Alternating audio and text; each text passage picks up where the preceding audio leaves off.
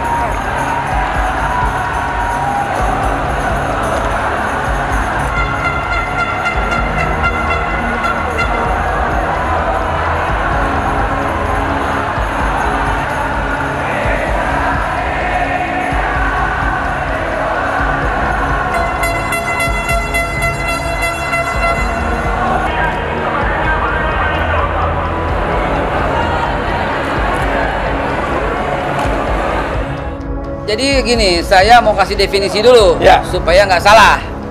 Kerumunan itu beda dengan kerumunan.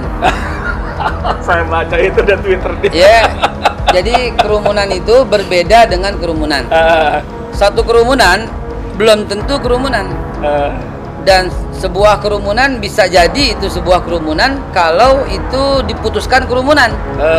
Tapi kalau itu diputuskan bukan kerumunan, maka itu bukan kerumunan walaupun itu kerumunan. Karena kalau itu, ambil contoh, berkumpulnya orang banyak itu disebut kerumunan, ada juga orang berkumpul banyak bukan kerumunan. Jadi sebenarnya tergantung siapa yang membawa kerumunan. Bingung-bingung dah lo. Jadi pasca kejadian ini tidak ada yang diproses secara hukum, maka kita patut mempertanyakan. Karena kejadian kerumunan ini ketika era Pak Habib Rizik misalnya yang melakukan itu, kemudian orang berbicara tentang bagaimana penegakan hukum yang terjadi. Kehadiran saat ini Pak Jokowi perlu ditanyakan. Saya melihat ada potensi pelanggaran yang dilakukan, baik misalnya pelanggaran terhadap telegram Polri terkait dengan protokol kesehatan maupun undang-undang KUHP yang melarang orang hadir di situ ketika ada kerumunan kemudian tidak langsung pergi.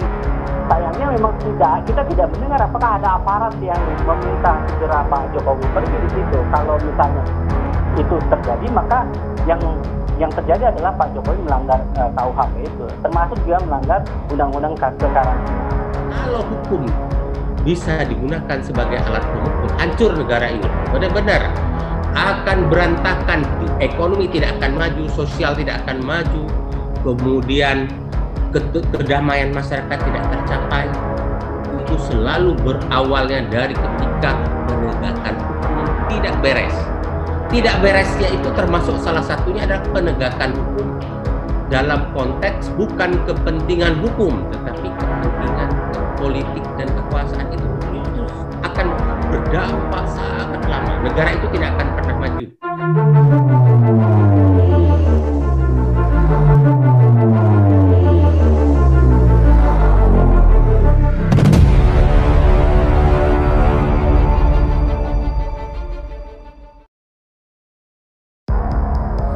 Wakil Ketua Dewan Penasehat Partai Hanura, Inas Nasrullah Zubir menyebutkan sambutan luar biasa dari masa saat Presiden Joko Widodo tiba di daerah Maumere, Nusa Tenggara Timur.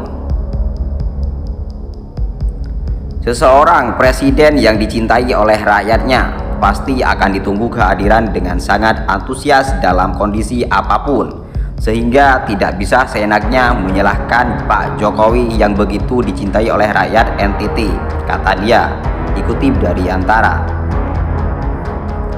Inas menambahkan, Jokowi selalu ingin dekat dengan rakyatnya. Hal itu terlihat saat Jokowi menyapa warga melalui jendela mobil. Wajar saja jika beliau selalu senang dan bersemangat untuk bertemu dengan rakyatnya, kata dia lagi. Karena itu, menurut Inas, tim protokoler dan Pas Pampres harus kerja lebih keras mengingatkan Jokowi tentang pentingnya menghindari kerumunan masyarakat saat ia kunjungan ke daerah. apalagi saat ini masih di masa pandemi. Inas mengatakan kerumunan massa saat menyambut Jokowi tidak merugikan masyarakat lainnya, berbeda dengan saat massa menyambut kedatangan Rizik Syihab di Bandara Soekarno-Hatta. Peristiwa kerumunan di NTT ini sebenarnya tidak separah kerumunan ketika Rizik Syihab dijemput oleh pendukungnya di Bandara Sota. Rizik Syihab sempat berorasi dari atas mobil yang terbuka kapnya, tapi ternyata juga tidak diproses oleh kepolisian, kata Inas. Meski demikian, Inas berharap peristiwa seperti di NTT tidak terulang. Protokoler dan Pas Pampres perlu meninjau kembali standar operasional prosedur dalam mengatur kunjungan kerja presiden, karena kegiatan tersebut akan terus berkesinambungan, ujar Inas. Jadi gini, saya mau kasih definisi dulu Ya. supaya nggak salah. Kerumunan itu beda dengan kerumunan. Saya baca itu di Twitter dia. Ya, jadi kerumunan itu berbeda dengan kerumunan.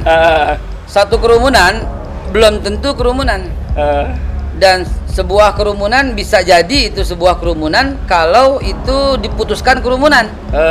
Tapi kalau itu diputuskan bukan kerumunan, maka itu bukan kerumunan walaupun itu kerumunan. Karena kalau itu, ambil contoh berkumpulnya orang banyak itu disebut kerumunan, ada juga orang berkumpul banyak bukan kerumunan. Jadi sebenarnya tergantung siapa yang membawa kerumunan. Bingung-bingung dah lo. Jadi pasca kejadian ini tidak ada yang diproses secara hukum, maka kita patut mempertanyakan. Karena kejadian kerumunan ini ketika era Pak Habib Rizik misalnya yang melakukan itu, kemudian orang berbicara tentang bagaimana penegakan hukum yang terjadi. Kehadiran saat ini Pak Jokowi perlu ditanyakan. Saya melihat ada potensi pelanggaran yang dilakukan, baik misalnya pelanggaran terhadap telegram Polri terkait dengan protokol kesehatan maupun undang-undang KUHP yang melarang orang hadir di situ ketika ada kerumunan kemudian tidak langsung pergi. Sayangnya memang kita tidak mendengar apakah ada aparat yang meminta segera Pak Jokowi pergi di situ. Kalau misalnya itu terjadi, maka yang terjadi adalah Pak Jokowi melanggar KUHP itu, termasuk dia melanggar undang-undang sekarang. Kalau hukum bisa digunakan sebagai alat pemukul, hancur negara ini. Benar-benar akan berantakan. Ekonomi tidak akan maju, sosial tidak akan maju, kemudian kedamaian masyarakat tidak tercapai. Itu selalu berawalnya dari ketika penegakan hukum tidak beres. Tidak beresnya itu termasuk salah satunya adalah penegakan hukum dalam konteks bukan kepentingan hukum, tetapi kepentingan politik dan kekuasaan itu akan berdampak sangat lama. Negara itu tidak akan pernah maju.